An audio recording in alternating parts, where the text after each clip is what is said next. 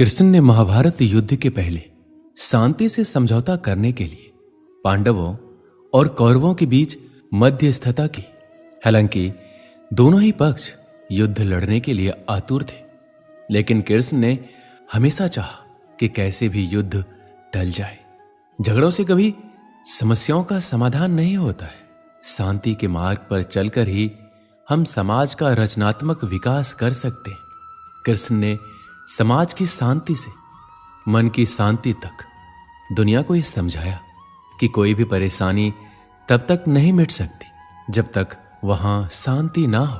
फिर चाहे वो समाज हो या हमारा खुद का मन, शांति से ही सुख मिल सकता है, लड़ाई झगड़ों से नहीं।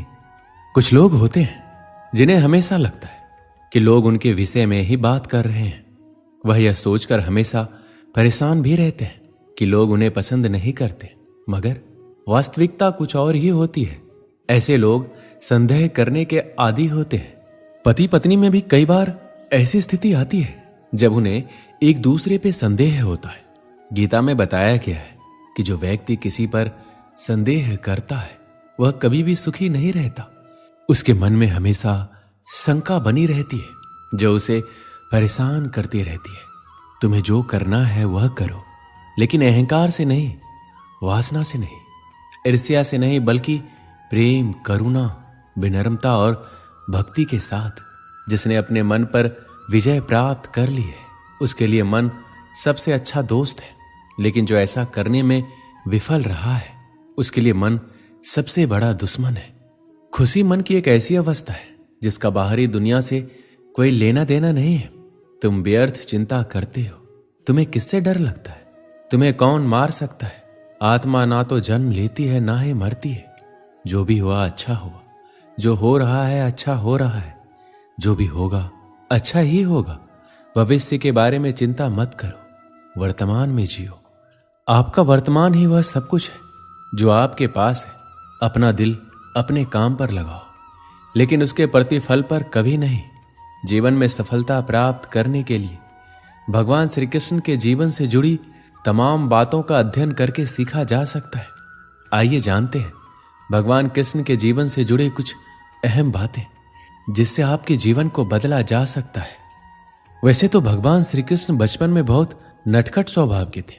विपरीत परिस्थितियां आने पर उनका स्वभाव हमेशा शांत रहता था और वे ये बात जानते भी थे कि कंस मामा उन्हें बार बार मारना चाहते हैं, फिर भी वह शांत रहते थे और समय आने पर कंस के हर प्रहार का मुंहतोड़ जवाब दिया। इससे सीख मिलती है कि कठिन समय में भी अपने शांत स्वभाव का त्याग नहीं करना चाहिए।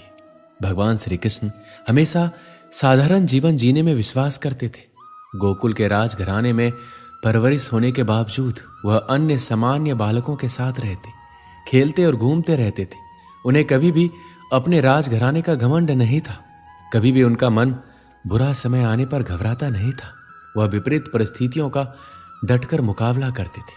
उनका मानना था बुरे समय में विवेकपूर्वक काम करना चाहिए, अंत का प्रयास करते रहना चाहिए, भले ही परिणाम हमारे पक्ष में क्यों ना हो। श्री कृष्ण और अर्जुन की मित्रता से हर कोई परिचित है। हालांकि ये मित्रता बराबर की नहीं थी। अर्जुन सदैव ही श्री कृष्ण को अपना स्वामी, भगवान और पथ प्रदर्शक मानते थे और उनसे जीवन के हर अवसर पर मार्गदर्शन लेना नहीं भूलते थे। एक तरह से उन्होंने अपने जीवन की डोर श्री कृष्ण को सौंप दी थी। महाभारत युद्ध के बाद एक दिन दोनों बैठकर जीवन दर्शन पर बातचीत कर रहे थे। इसी समय अर्जुन ने कहा, हे वासुदेव, संसार में हर कोई सुख की कामना करता है और जीवन पर्यंत उसकी प्राप्ति के लिए प्रयास भी करता है।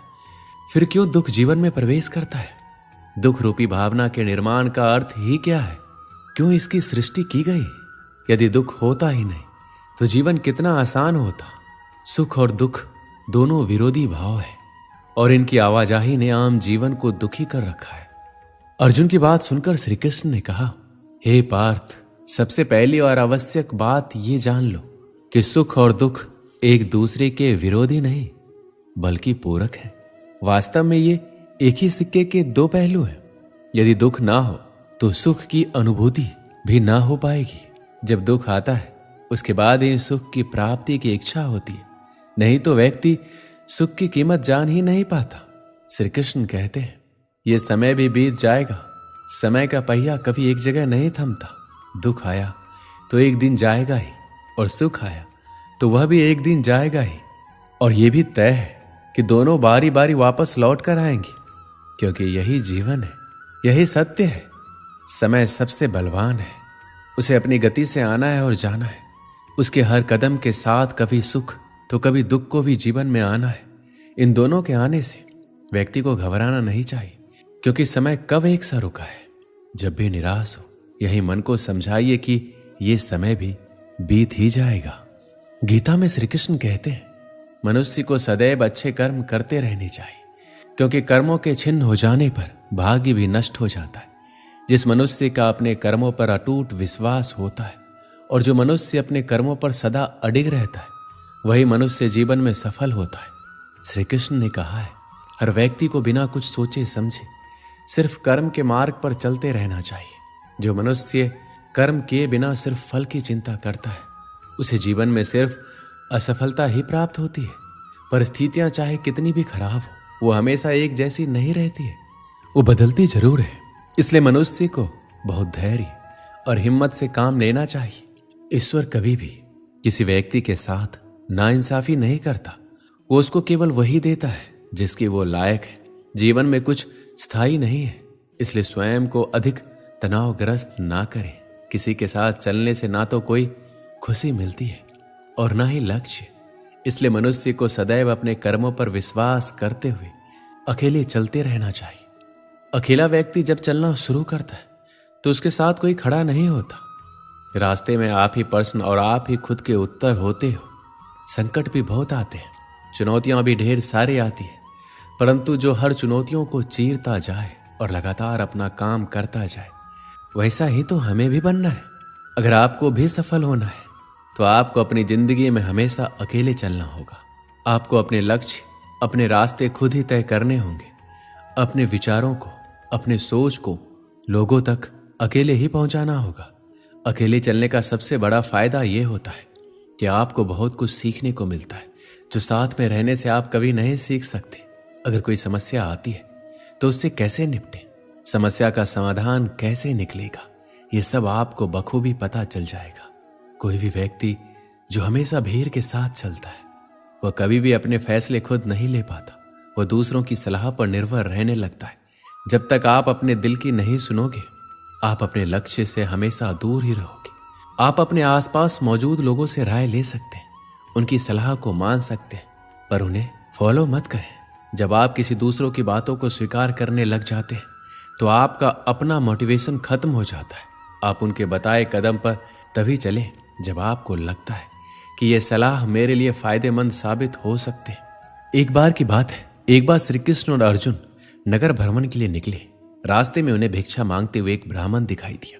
उनकी दशा देखकर अर्जुन का हृदय दया से भर आया और उन्होंने उस ब्राह्मण को भिक्षा में स्वर्ण मुद्राओं से भरी पोटली दे दी। पोटली पाकर ब्राह्मण अपने सुखद जीवन की कामना करते हुए घर लौट ही रहा था। मार्ग में एक लुटेरे ने उसकी पोटली छीन ली। दुखी और परेशान मन से ब्राह्मण फिर से भिक्षावृत्ति में लग गया। अगले दिन अर्जुन की दृष्टि जब उस ब्राह्मण पर पड़ी तो इसका कारण पूछा। अर्जुन के पूछने पर ब्राह्मण ने पूरी घटना बताई। ब्राह्मण की पूरी व्यथा सुनकर अर्जुन को उस पर फिर से दया आ गई और इस बार उन्होंने उस गरीब ब्राह्मण को बहुमूल्य रत्न मानिक दिया। मानिक लेकर ब्राह्मण अपने घर पहुंचा। चोरी के भय से उसने मानिक एक पुराने घड़े में छुपा दिया। दिन भर की थकान के चलते ब्राह्मण को नींद आ गई। उधर ब्राह्मण की पत्नी भी नदी से पानी लेने के लिए चली गई, लेकिन रास्ते में ही हाथ से गिरकर घड़ा टूट गया। तब वो पुराना घड़ा लेने घर पहुंची जिसमें ब्राह्मण ने मानिक छिपाकर रखा था, और जैसे ही ब्राह्मणी ने नदी में पानी भरने के लिए घड़े को डुबोया, वह मानिक भी जल के वेग के साथ बह गया। ब्राह्मण को जब इस बात का पता चला तो उसने अपने भाग्य को दोष देता हुआ फिर से भिक्षावृत्ति में लग गया। कई दिन गुजर गए, ब्राह्मण वैसे ही भिक्षा मांगता रहा। इसी दौरान एक बार फिर श्री कृष्ण और अर्जुन नगर भ्रमण पर निकले। वहां उन्हें वही ब्राह्मण फिर से भिक्षा मांगता दिखाई दिया। अर्जुन तो हैरान रह गए। उन्होंने ब्राह्मण से इसका कारण पूछा। तब उसने सारी घटना कह सुनाई। सब कुछ सुनकर अर्जुन काफी निराश हो गए और गहरी चिंता में पड़ गए। तभी श्री कृष्ण ने अपना हाथ ब्राह्मण की ओर बढ़ाते हुए उसे 2 कौड़ियां दी। अर्जुन ने श्री कृष्ण की ओर देखते हुए आश्चर्य से पूछा कि प्रभु, मेरी दी स्वर्ण मुद्राएं और मानिक इस अभागे की दरिद्रता ना मिटा सकी, फिर इन कौड़ियों से इस ब्राह्मण का क्या होगा? अर्जुन के सवाल पर श्री कृष्ण ने कहा, वह ब्राह्मण देवता के पीछे पीछे जाए।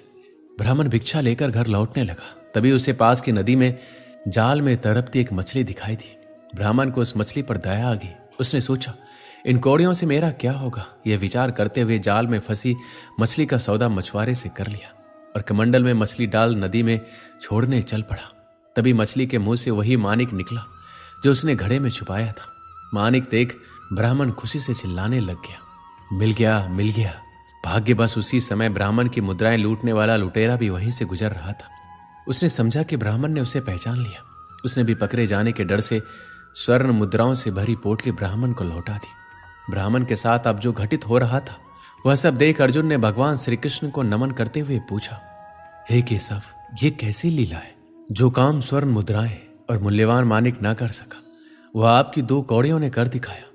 तब श्री कृष्ण ने कहा, हे पार्थ, ये केवल अपनी सोच का अंतर है। तुम्हारी स्वर्ण मुद्राएं देने पर उस ब्राह्मण ने केवल अपने सुख की कामना की, लेकिन मेरी कौड़ियां देने पर उसने मछली के दुख के बारे में सोचा।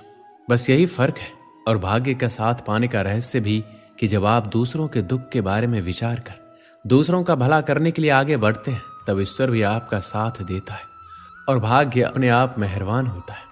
लेकिन जो अपने हित के लिए दूसरों का अहित सोचने और करने से पीछे नहीं हटते, भाग्य उनका साथ कभी नहीं देता है। दोस्तों, इस वीडियो में बस इतना ही। मिलते हैं अगले वीडियो में। अपना ख्याल रखिएगा।